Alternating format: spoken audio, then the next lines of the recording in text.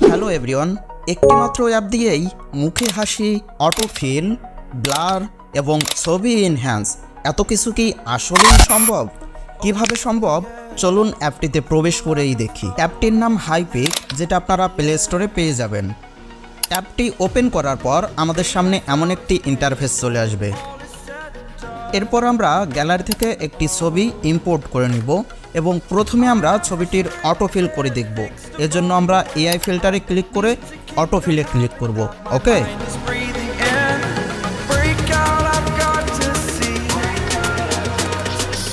অটোফিলে click করার পর আমাদের কিছু সময় ওয়েট করতে হবে এবং তারপর আমাদের কাঙ্ক্ষিত রেজাল্টটি চলে আসবে। দেখতেই পাচ্ছেন আমাদের ছবিটা অটোফিল হয়ে কত সুন্দর একটা ব্যাকগ্রাউন্ড ক্রিয়েট হয়ে গিয়েছে। আমরা চাইলে অন্যভাবেও অটোফিল করতে পারি। এর জন্য আমরা অ্যাডজাস্টে ক্লিক করব এবং সেখানে গিয়ে আমরা ক্রপ আইকনে ক্লিক করব। ওকে,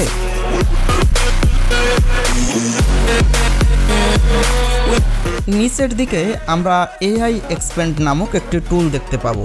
আমরা সেটাতে ক্লিক করে আমাদের ছবিটা প্রয়োজন মতো ক্রপ করে নিব এবং আমরা দেখব প্রম্পট লেখার একটা অপশন রয়েছে।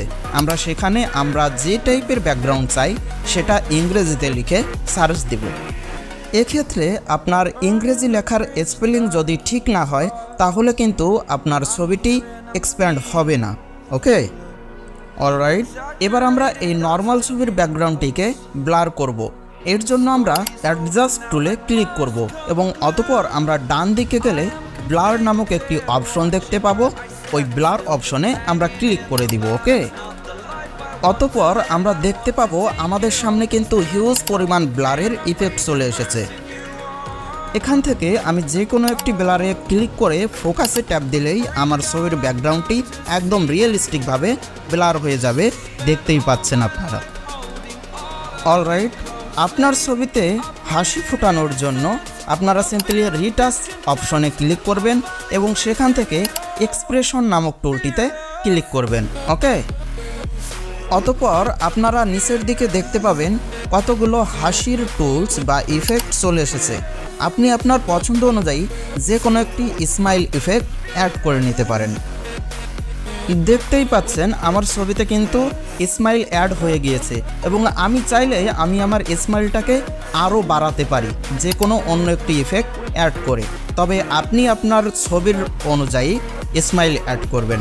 ওকে, এছাড়াও এই অ্যাপটিতে আরও অনেক টুলস রয়েছে যেগুলো অনেক হেল্পফুল। তাই দেরি না করে প্লে স্টোর থেকে এখনই অ্যাপটি ডাউনলোড করুন এবং অ্যাপটি আপনার কাছে কেমন লেগেছে অবশ্যই জানাবেন।